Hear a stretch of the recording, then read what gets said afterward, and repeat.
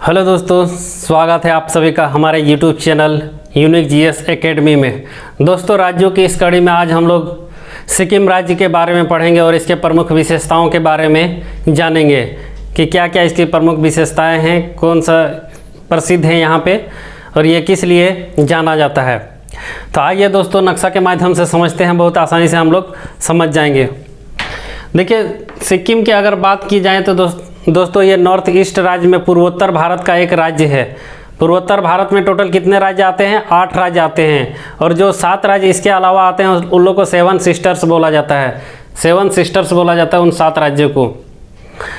और जब उसको हम लोग सिक्किम को शामिल कर देते हैं,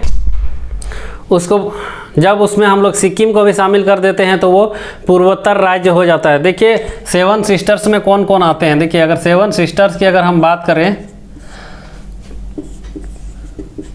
अरुणाचल प्रदेश आता है दोस्तों, नागालैंड, मणिपुर,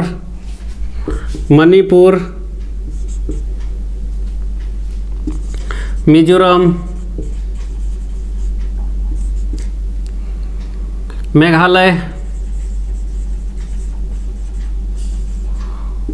असम,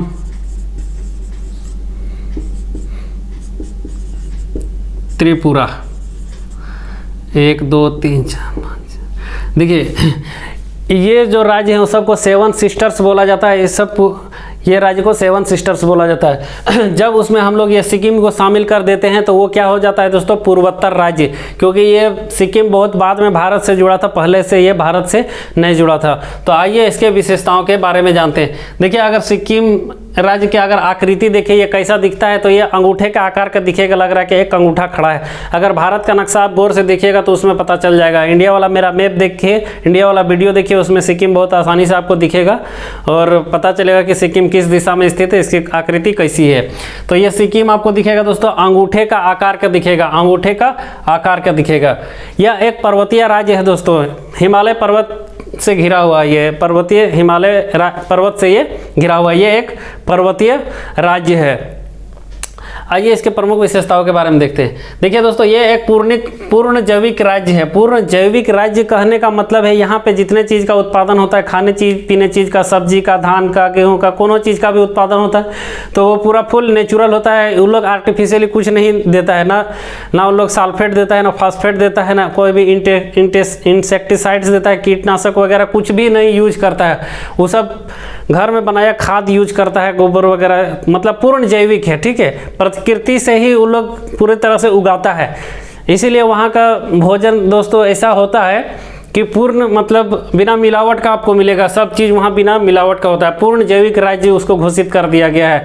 मतलब जिस चीज़ का भी उत्पादन होता है वो पूरी तरह से नेचुरली होता है, प्राकृतिक ढंग से किया जाता है, उसमें कोई मिलावट नहीं किया जाता है। तो ये एक पूर्ण जैविक राज्य बन गया है। जैविक खेती होता है, पूर्ण रूप से जैविक खेती होता है। जैविक खेती बहुत ज़्यादा ज़रूरी है, लेकिन भारत का इतना आबादी है कि सब अगर जैविक खेती करने लगेगा तो भारत के खाने पीने का वस्तु का आपूर्ति ही नहीं कर पाएगा। ठीक है, यहाँ पे इस राज्य में आबादी बहुत कम है और बहुत छोटा सा ये राज्य है, इसीलिए ये पूर्ण जैविक राज्य बन पाया है। देखिए, अगर सिक्किम की बात करें तो ये पहले भारत से नहीं मिला हुआ था दोस्तों, ये अलग था, ये अपना एक स्वतंत्र देश था। ठीक है, स्वतंत्र देश हुआ करता था, लेकिन 16 मई 1975 को ये भारत में शामिल हो गया। और भारत में शामिल होने का इसका एक कारण है। देखिए, जब चाइना है कि चाइना क्या करना, हड़प नीति वाला पॉलिसी अपनाया, तो देखता है छोटा मोटा देश तो उसको हड़प लेता है। इसी तरह से ये किसको हड़प लिया था? उसको अपना क्षेत्र विस्तार करने का बहुत शौक था। किसको? चाइना को। तो इसी तरह वो धीरे धीरे किसको कब्जा कर लिया? 1959 में 1959 में पूरा बड़का एरिया तिब्बत को कब्जा कर लिया। तो ये डर गया, सिक्किम डर गया कि चाइना तो हमको भी एक दिन कब्जा कर ही लेगा।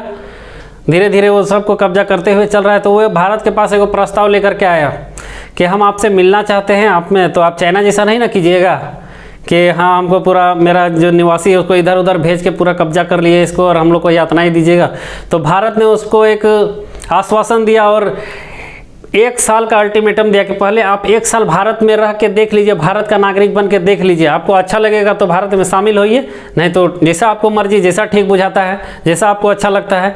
तो 1 साल तक वो रहा भारत ने उसका सारे सुविधाएं दिए, वहाँ के निवासियों को जो भी भारत के और दूसरे राज्यों को मिलता था वैसा पूरा सेवा उसको उसने दिया, सब पैकेज वगैरह सब वही हिसाब से दिया जो आम भारतीयों को मिलता था वो सिक्किम की भी नागरिक को मिला। तो 1 साल में उसको पता चल गया कि नहीं, भारत ऐसा नहीं करने वाला है, ठीक है। तो 16 मई 1975 को वो भारत में शामिल हो गया, ठीक है, वो भारत में शामिल हो गया। क्योंकि अगर चाइना कब्जा कर लेता तो बड़ी यातना देता दोस्तों। अभी यहाँ पे तिब्बत का आदमी लोग का इतना बुरा हाल है, वहाँ के जो धर्म गुरु थे दलाई लामा अभी भी भारत में रहते हैं। कहाँ पे, कौन से क्षेत्र में रहते हैं? हिमाचल प्रदेश में रहते हैं। हिमाचल प्रदेश के कहाँ पे? धर्मशाला में, ठीक है। तो ये शामिल हो गया भारत में कब? 16 मई 1975 में, ठीक है। यह पूर्ण जैविक राज्य है। इसको इलायची के लिए प्रसिद्ध है दोस्तों। इलायची वगैरह किस में डाला जाता है? लौंग, इलायची, सब चाय वगैरह में पीते हैं तो डालते हैं ना, चाय या तो कुछ बढ़िया खाना वगैरह बनता है तो उसमें डालते हैं, सुगंध के लिए डालते हैं। तो ये इलायची के लिए बहुत बड़ा उत्पादक एक राज्य है दोस्तों। इलायची का यहाँ पे बहुत ज़्यादा उत्पादन है। पहाड़ी क्षेत्र, इसीलिए क्या होता है, इलायची का उत्पादन बहुत ज़्यादा होता है। अगर यहाँ पे देखें इसकी सीमा कितने देशों से लगती है तो देखिए इधर इसका पूर्व साइड में भूटान लगता है दोस्तों, भूटान, इधर ऊपर साइड में चाइना लगता है और इधर पश्चिम साइड में नेपाल। 3 देशों से इसकी सीमा लगती है। कौन कौन से? भूटान, चाइना और नेपाल। Nepal, China, Bhutan, Nepal, Bhutan, China. जिधर से भी देखिए आपको, तो ये चाइना क्या करता है, यहाँ पे अभी भी दावा ठोकता है कि ये वाला तुम मेरा वाला जानबूझ के छीन लिया है भारत, हम इसको लेकर के रहेंगे। यहाँ पे आए दिन देखते रहते हैं नाकुला वगैरह जो जगह है वहाँ पे मुठभेड़ होते रहता है सैनिकों के साथ। भारत भी बोलता है ताव में आइए देखते हैं किसमें कितना है दम, लेके दिखाओ तुम्हें हिम्मत है। तो चाइना डर जाता है। तो अगर ये चाइना की बात करें तो ये इसको अपना राज्य बताता है, किसको? सिक्किम को, कि ये मेरा वाला जबरदस्ती भारत बरगला के ले लिया, बहला फुसला के ले लिया सिक्किम को, ठीक है। तो आपको समझ में आ गया होगा सिक्किम। देखिए यहाँ पे 2 दर्रे प्रसिद्ध हैं दोस्तों, यहाँ पे 2 दर्रे प्रसिद्ध। अब दर्रा किसको बोला जाता है? हम बहुत सारा वीडियो में दर्रा का जिक्र किए हैं। 2 पहाड़ों के बीच की जो रास्ता होती है उसको दर्रा कहा जाता है। वहाँ रोड वगैरह भी बना सकते हैं। तो यहाँ पे 2 दर्रे प्रसिद्ध हैं। देखिए एक यहाँ पे नाथुला और एक जयलेपला। एन से क्या हो गया? नाथुला, और जे से क्या हो गया? जयलेपला। 2 दर्रे प्रमुख है, 2 पास। दर्रा को पास कहा जाता है और चाइनीज भाषा में ला कहा जाता है, ठीक है। चाइनीज भाषा में दर्रा को क्या कहा जाता है? ला, ठीक है। तो नाथुला और जयलेपला, यहाँ पे 2 दर्रे हैं, 2 ला हैं, 2 पासेस है। कौन सा? नाथुला और जयलेपला पास, ठीक है। यहाँ पे नाथुला और जयलेपला पास। यहाँ पे देखिए आपको यहाँ पे इस तरह बनाया होगा, त्रिभुज बना के हम के लिखे हैं। इसका मतलब क्या है भाई, के आप काहे लिख दिए हैं? तो के लिखने का कारण है दोस्तों, ये पर्वत है, यहाँ पे एक बहुत ऊंचा पर्वत है। कौन सा? कंचनजंगा पर्वत। ये भारत का सबसे ऊंचा पर्वत है दोस्तों। देखिए भारत तो बहुत बड़ा है ना। देखिए कश्मीर का जो हिस्सा है जो पाकिस्तान वाला कब्जा कर लिया पीओके, वहाँ पे K2 है दोस्तों, माउंट गॉडविन स्थित K2, ठीक है, काराकोरम 2, वो भारत का सबसे ऊंचा है। लेकिन अभी भारत में तो वो स्थित नहीं है, वो तो पाकिस्तान कब्जा करके रखा है। इसीलिए अगर भारत में अभी वर्तमान में देखा जाए कि भारत की सबसे ऊंची चोटी कौन सी है तो वो कंचनजंगा है। उसकी ऊंचाई कितनी है? 8598 मीटर। ये विश्व की 3री सबसे ऊंची चोटी है दोस्तों, विश्व की 3री सबसे ऊंची चोटी है। सबसे ऊंची कौन सा है? Mount Everest. Mount Everest Nepal में है। दूसरा कौन सा है? K2 गॉडविन ऑस्टिन, मतलब काराकोरम द्वितीय, वो कहाँ? काराकोरम 2 वो कहाँ पे है? पीओके में है। और तीसरा कौन सा? कंचनजंगा, ये भारत के सिक्किम में है। ये इधर इसका कुछ भाग ये नेपाल में भी घुस जाता है। तो ये एक मैक्सिमम भाग मतलब नेपाल के बॉर्डर में है, ठीक है। तो ये कंचनजंगा भारत की सबसे ऊंची चोटी है। आपको उसके बाद यहाँ पे दिखेगा जी। इसका जी का मतलब क्या हो गया?